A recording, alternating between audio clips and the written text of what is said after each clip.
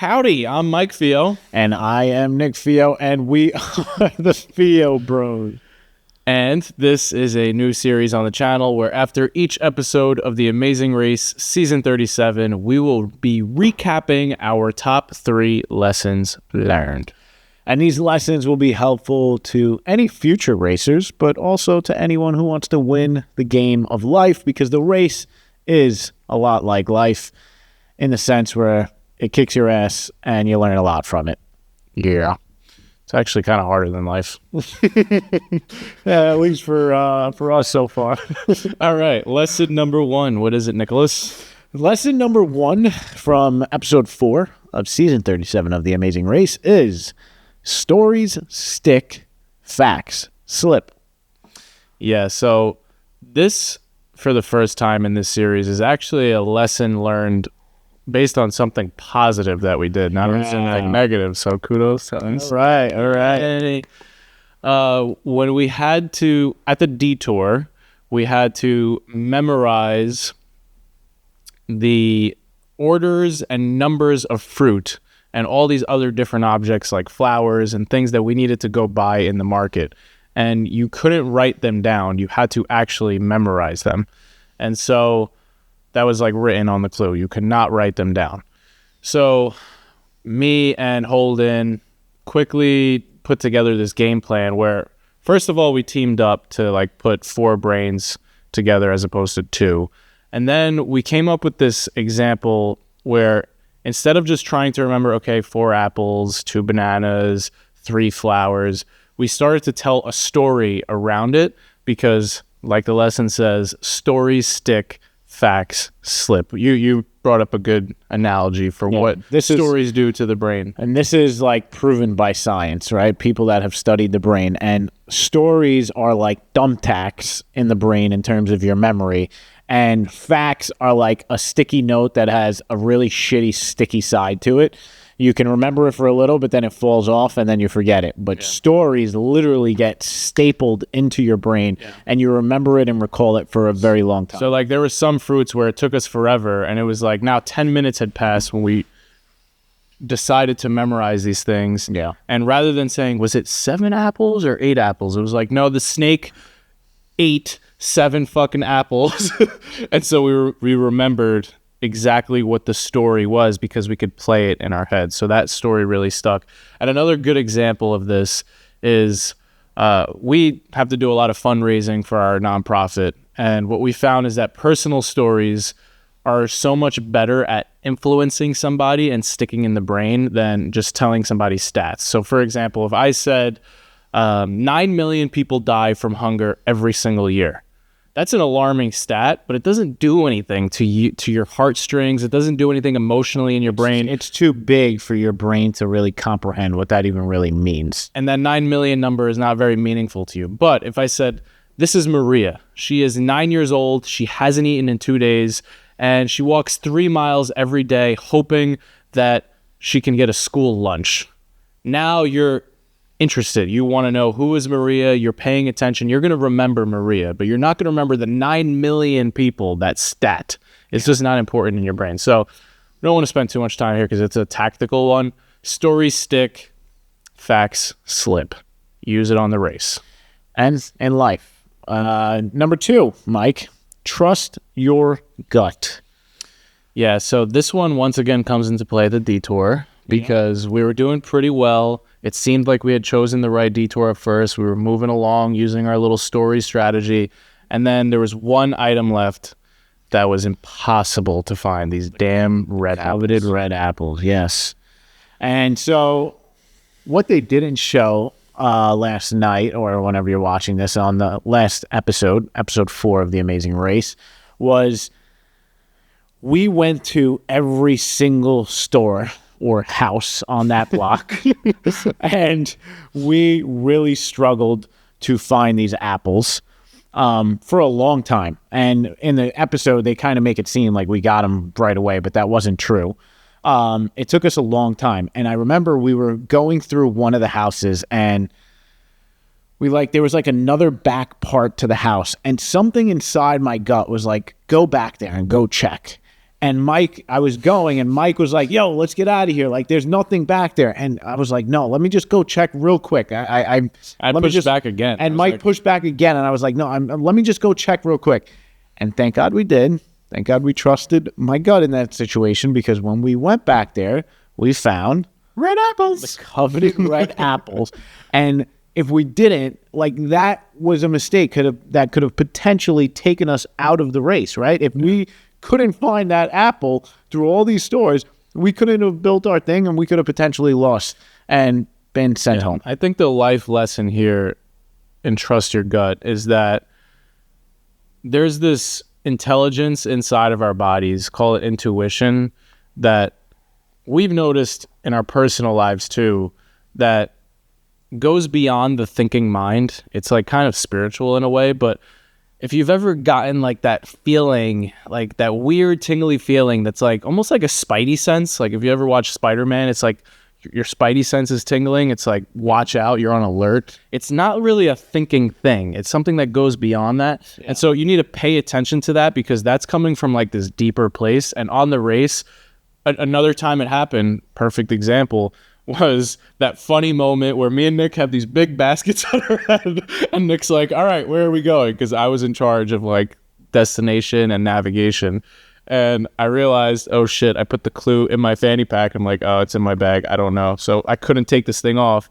And then I was like, my gut says it's this way. And we just went. And of course, my gut was right. So it was just like, trusting that gut will never steer you wrong. But you just got to make sure it's your gut and not like, you know. And I mean, this also has done us well in real life too, because Mike and I, when we quit our jobs 9 years ago, we basically were failing at everything we were doing.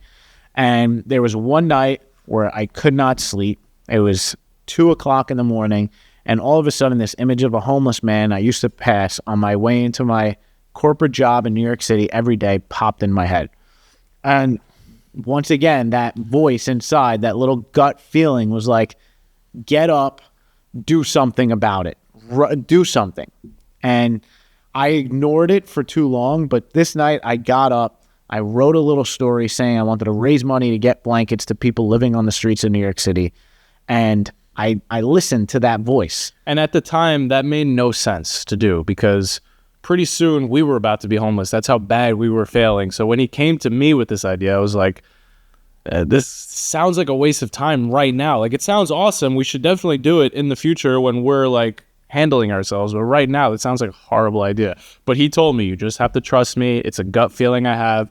And that one gut feeling 9 years later turned into a nonprofit that is now impacting 400,000 lives across the entire United States and in 3 other countries too. So yeah, and there's a lot more to that story. We don't want to waste this video, your time in this video on that, but if you want to check it out, we have a TED Talk that tells our whole backstory about that night. And just look up Mike and Nick Theo TED Talk. Yeah, and that'll shameless plug. That'll give you the whole. All right, lesson number 3. What is it? Lesson number 3, this was learned at the very end of leg 4, and it was, don't follow the herd. What do you got? Yeah, Nick follows the herd a lot in his life. Why don't you tell us about it, Nick? Let's talk about the race, Brian. I know, I just can't wait for you to just shit on yourself. So what we are talking about here is when I think it was like 3 or 4 teams went in a complete circle. And so we had gotten directions to go all the way down this hill in the race. We were trying to find Phil, and we got directions to go down, and we then saw everyone else going down, and everyone else just started sprinting in one direction. And we just said, oh my God, we got to follow them. And we, like, without even thinking, just started following this herd of teams that was sprinting like gazelles without really knowing where the hell we were going. We're just like, they must know. And it reminds me of, like, it's almost like when, you know what? Here's a perfect example. We were at a convention pretty recently, and there was a break at this convention, right? And there was only a few bars around the convention center. So all of those bars for this lunch break, people were starving, were packed, right? we walked into this bar, and there was one long line that was literally going from the front of the bar counter all the way to the side to literally the back. It was maybe close to 60 people on this line, right? I saw that line, and I was like, I first got on it, and I turned to Nick. Nick ended up leaving. He's like, yeah, I'm not waiting on this long-ass line. So then I turned to my wife, and I said, let's just go up to the bar and see if we can order food with, like, someone over there. Maybe these people are pointlessly waiting in line. And it turns out that everyone on that line was pointlessly waiting in line. And it's just like this illusion where if there's a lot of people waiting in line, like at Times Square, or like a crowd, you want to, like, be a part of that crowd. It's like a human instinct. But then I ended up going up to that counter, talking to the bartender, and I got my food before all those other people. And it wasn't a bad thing. It was just those people were not aware of the fact that there were multiple counters to order from. Have you ever seen the show Brain Games? Yeah. So this is another element of the brain here, and they test it in Vegas. So they go to Vegas, and they go to the Strip, and they set up these, like, red velvet ropes in the middle of the Strip, and they get, like, 3 volunteers to just stand in line. And then after an hour, all of a sudden, the line has like 100 people on it, and no one knows what they're standing in line for, but everyone just thinks that something is about to happen, and they're just like getting ahead of everyone else. And that's exactly what this concept is. It's like we just blindly look at other people and make decisions off of it. And that's what happened to us. And kudos to Erica and Melinda, who clearly did the complete opposite, where Melinda was pressuring Erica, saying, everyone went that way, are you sure? And Erica trusted her gut, used lesson number 2 and number 3, and got to the pit stop before anyone, even though she finished her task a lot later, not a lot later, but later than the rest of us going in that circle. Yeah, and this is also applicable to life. Thinking about our own lives, or at least my own life. Yeah, tell them. You know, I was... It's not that fucking serious.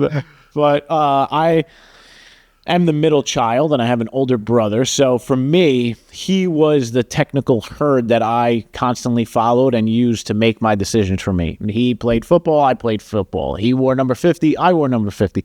He played center, I played center. He went to college for accounting, I went to college for accounting. So it just made my life easier just by going in his footsteps. And then I ended up getting a job, my first job as an accountant, and I absolutely hated it. And I realized I was here because I was following the quote-unquote herd and not thinking for myself. And there's nothing wrong with being an accountant or my brother going down his path, because he wasn't following a herd. He made that decision for himself. For me, though, I wasn't taking the time to think, but fortunately, I got some time to think and eventually quit that job, and that kind of made me break free from the herd and start living differently. But unfortunately, that didn't happen on the race, and we ran around in a circle. Yeah, and one other funny thing that they didn't show. Yes. They were very graceful in the editing. But if you generous to me. But if you look at the mat video and rewind it to that moment where we're all on the mat, and you zoom in on Mike's face, you will see exactly what we're about to tell you. Okay, so we're going in this circle, and like I think it was Josiah said in the episode, this was a long circle. Like I want to say maybe a mile that we just ran full speed with these heavy backpacks at the end of this really long leg in the heat and humidity of Bali. And I am dying. Like, I was not nearly in good enough shape for this race. And everyone else that we're racing with has gazelles. Mark, Brett, gazelles. Josiah and Alyssa, gazelles. Even Han and Holden were running really well. And then you have me in the back, like, trying my best. I could barely even get, like, a slow jog at this point because I'm just dying, and I'm not someone who does well in the heat. And Nick is turning back at me because Nick was in much better shape and yelling at me, like, come on, Mike, come on. I'm like, this is it. This is it. This is it. We might get eliminated. Come on, this is it. And I literally screamed at him. I was telling him, bro, I'm going as fast as I can. And then there was one moment where he said, come on. And I literally could not do it. I could not go any faster. I was about to collapse. And I screamed, I can't. And then Nick comes running back. He's like, all right, give me your book bag. He gets my book bag, straps it on his front. He has his big book bag on his back, and I'm still going slower than everyone with no weight on me, no book bag at all. And then by the time I reach the mat, you see me huffing and puffing. I can't even breathe. I'm like seeing stars. It literally looks like you ran a marathon. Oh, God, I was so out of shape. But they were great. They were graceful, and I'm very grateful to the editing team of The Amazing Race for leaving that part. But you now shared it with whoever. It's all right. It's funny. It's funny as hell. All right. Well, thanks for tuning in for another episode. Yeah, episode 4, Staying Alive, baby, next week. Staying alive. We will see you again. Stay tuned. Peace.